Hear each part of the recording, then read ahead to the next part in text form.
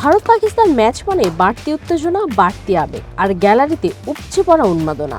আর মাত্র কয়েক ঘন্টা পরে টি-20 বিশ্বকাপের হাই ভোল্টেজ লড়াইয়ে মুখোমুখি হবে চিরপ্রতিদ্বন্দ্বী এই দুই দল।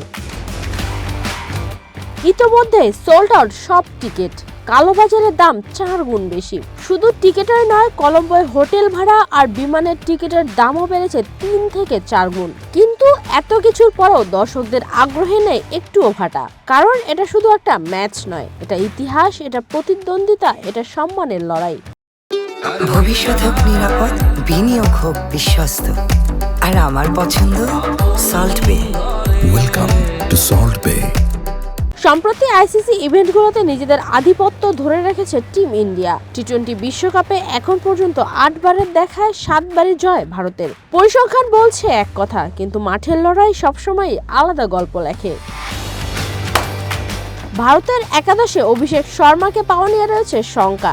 শেষ পর্যন্ত তাকে না পেলে সুযোগ পেতে পারেন সঞ্জু স্যামসন।